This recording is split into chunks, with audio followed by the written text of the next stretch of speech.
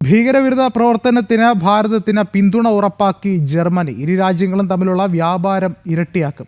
നേരിട്ടുള്ള വിദേശ നിക്ഷേപം, തൊഴിലവസരങ്ങൾ, സാങ്കേതിക വിദ്യ എന്നീ രംഗങ്ങളിലും സഹകരണം ശക്തമാക്കും. കൂടുതൽ വിവരങ്ങളുമായി ഇന്റർനാഷണൽ ഡെസ്കിൽ നിന്നും ഐസൻ ജോസ് ചേരുന്നുണ്ട്. ഐസൻ, എന്തൊക്കെ നിർണായകമായ വിവരങ്ങളാണ് ഈ ഒരു ഘട്ടത്തിൽ പുറത്തു വരുന്നത്?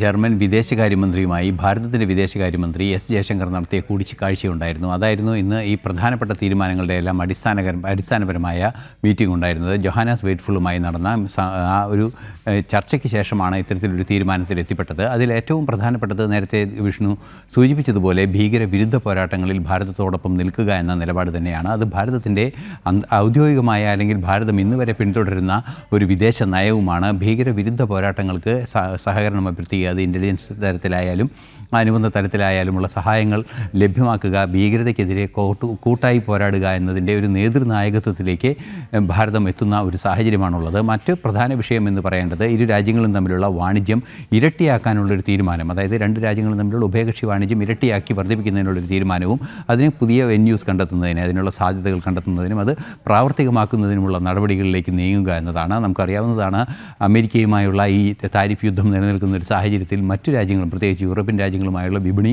തുറക്കേണ്ടത് അനിവാര്യമായൊരു ഘടകമാണ്.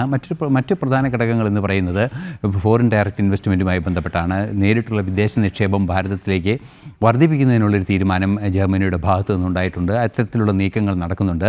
വിദേശ നിക്ഷേപത്തിനൊപ്പം തന്നെ സാങ്കേതികവിദ്യ കൈമാറ്റം ഉൾപ്പെടെ നടക്കുന്ന ഒരു സാഹചര്യമുണ്ട്. അത്തരത്തിൽ ഈ സാങ്കേതികവിദ്യയും വിദേശ നിക്ഷേപവും സ്വാഭാവികമായും കൈമാറ്റം ചെയ്യപ്പെടുമ്പോൾ പരസ്പരം വലിയ തോതിലുള്ള നിക്ഷേപങ്ങൾ നടത്താനും തൊഴിലവസരങ്ങൾ വർദ്ധിപ്പിക്കാനും പരസ്പരം തൊഴിലവസരങ്ങൾ കൈകാര്യം ചെയ്ത് തൊഴിലവസരങ്ങൾ പരസ്പരം കൈമാറുന്നതിനും ലഭ്യമാക്കുന്നതിനും രണ്ട് രാജ്യങ്ങളിലും തുല്യമായ തൊഴിലവസരങ്ങൾ ഇരു രാജ്യങ്ങളിലെയും പൗരന്മാർക്ക് ലഭ്യമാക്കുന്നതിനുൾപ്പെടെയുള്ള വിശാലമായ കാഴ്ചപ്പാടോടെയുള്ള നീക്കങ്ങൾ നടത്തുന്നതിനുള്ളൊരു തീരുമാനമാണ് ഇപ്പോൾ ജോഹാനസ് വെയ്റ്റ്ഫുള്ളുമായുള്ള കൂടിക്കാഴ്ചയുമായി ബന്ധപ്പെട്ട് ഉണ്ടായിരിക്കുന്നത്.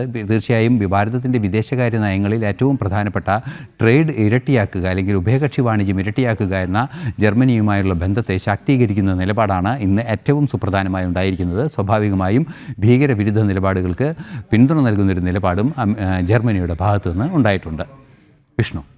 ശരി, ഐസൻ ജോസാണ് വിശദമായ വിവരങ്ങൾ നൽകിയത്.